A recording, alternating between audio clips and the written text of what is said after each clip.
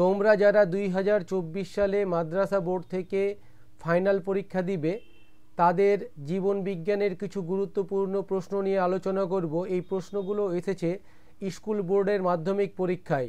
অনেক সময় দেখা যায় এই প্রশ্নগুলো থেকেই কয়েকটা প্রশ্ন মাদ্রাসায় কমন চলে আসে। তো চলো তোমাদের প্রশ্নগুলো নিয়ে আলোচনা করি।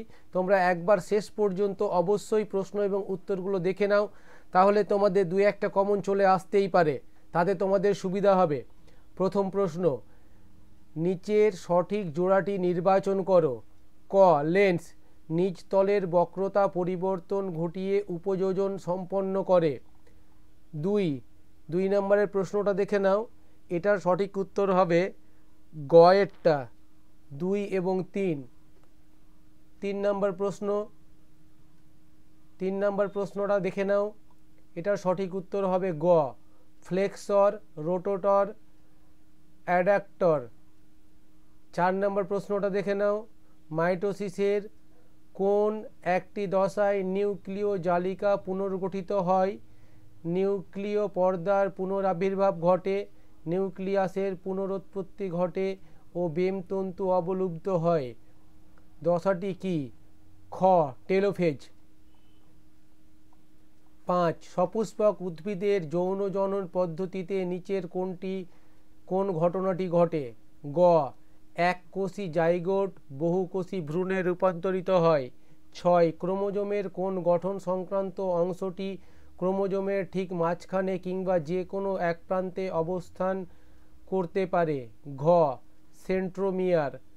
7, মটর গাছের ফুলের বর্ণ সংক্রান্ত বৈশিষ্ট্যের ক্ষেত্রে প্রকট ও প্রচ্ছন্ন গুণগুলো কী কী?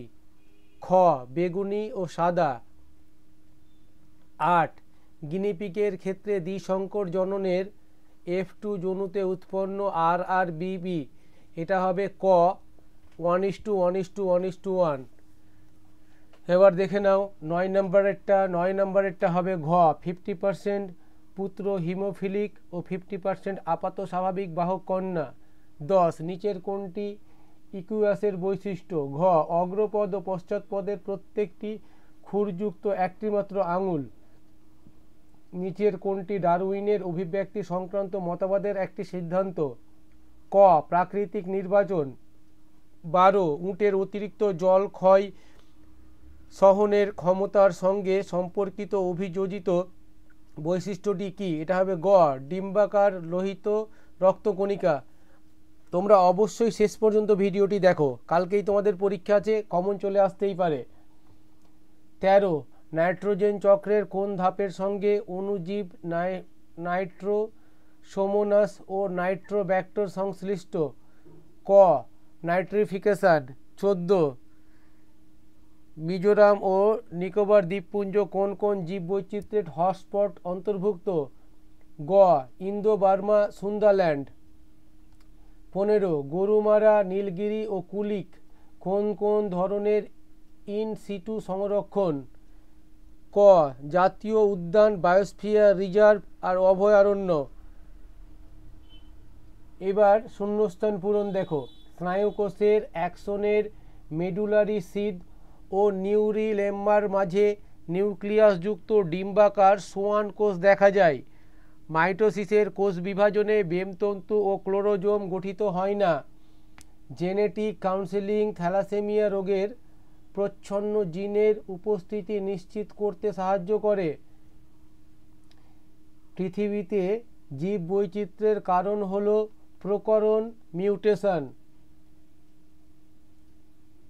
হাঁপানির সময় শ্বাসনালীর ক্লোম শাখা ও উপক্লোম শাখার প্রাচীর থেকে অধিক পরিমাণ মিউকাসের ক্ষরণ ঘটে।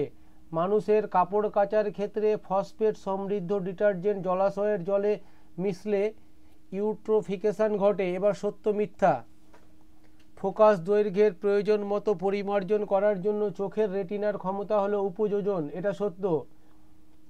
হ্যাপ্লয়েড রেণু উৎপন্ন করার জন্য মাইটোসিস কোষ বিভাজন ঘটে, এটা মিথ্যা। BBRR জিনোটাইপযুক্ত গিনিপিগ উভয় লোকাসের জন্য হেটেরোজাইগাস, এটা সত্য।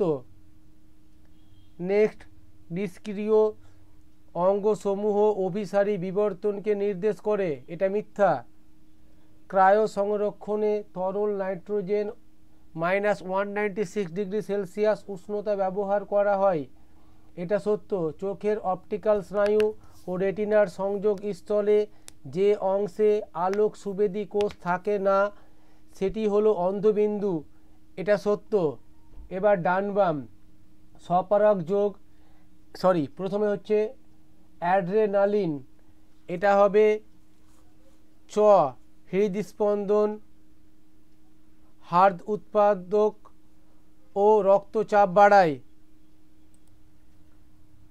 ফুলের অবস্থান কাক্ষিক, এটা হবে ছ, প্রকট বৈশিষ্ট্য।